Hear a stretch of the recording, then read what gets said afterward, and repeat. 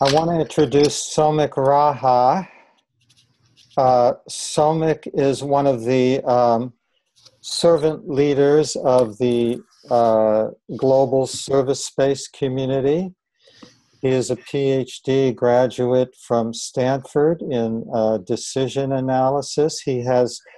Uh, he hosts a class where Swami Vedananda comes on Sundays to Stanford and has been connected with him for a while.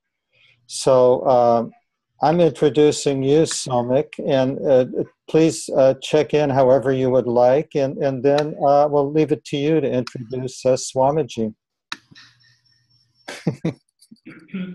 Okay, we are in San Francisco, and my name is Somik Raha. I can't hear you so clearly. Can you hear me better now? Oh, yes, better now, yeah. Yeah. So we are in San Francisco at the Vedanta Society temple, and I was raised Hindu, and my particular path is Karma Yoga, and what I bring right now is joy. I'm delighted to be here, and I've received a lot of love from so many people, and I just feel very loved. Swamiji, we have a very interesting association. We had started up a group, it's actually 10 years now.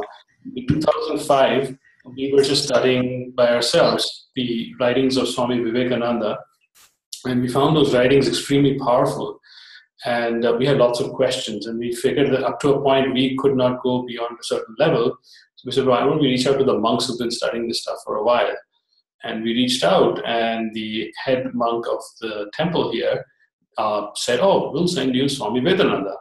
And Swami Vedananda started coming, and we had no idea he would travel, almost 2 hours one way, with no expectation, no food arrangements, nothing, and just spend time with us. And sometimes some days it'll be just 2 or 3 people, and there'll be no change in his participation, because he would just be delighted to be with us for any conversation on Vedanta. And that has grown to a level where now the class has, there are other people running it now. They cook food and they have a gala time. And these are Stanford students. So one of the big criteria for a class was we didn't like the idea of lecturing. So we said we'll have circles where everyone can ask any question they want, mostly questions from hell. And impatient, so we want the answers and we want it now. So that kind of energy, and he's a man who's handled that energy, and somehow at the end of every circle, we find our questions strangely answered, but we're not clear how he did it, but we leave with a lot of inner peace. And I think it boils down to, or maybe I think it is a large part of his being. When you're around him, he has so much love for everyone that it rubs off on the rest of us. I will just share 2 more things about him. One is, I once asked him, as I mentioned, my path is Karma Yoga. And I asked him, how do I know I'm doing Karma Yoga and not fooling myself?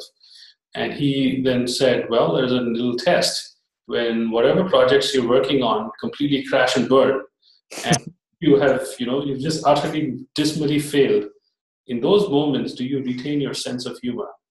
And if you do, then you're doing Karma Yoga. Otherwise, you're just entangled in the world. And I'll kind of end with a story of humor, where we had an interfaith dialogue at Stanford, and he was invited to present the Hindu perspective, and we also had a Christian Muslim speaker. And the Christian speaker put him in a little bit of a spot where he said, so I think Swamiji had just mentioned that all different faiths are like climbing up on a mountain in Hawaii, where one side looks like a temperate, a forest, and the other side looks like a desert. But once you're at the top, the view is unified. And so it doesn't matter which side you're climbing from. Ultimately, we're going to find unity when we have climbed, when we go closer to the top. So the Christian speaker took a great objection to this, and he said, this assumes that you have a helicopter to go to the top of the mountain, and the Hindus are sitting in the helicopter to say, oh, it's all the same. So this created a very big moment of conflict. And so the moderator requested Swamiji, can you respond to the helicopter comment?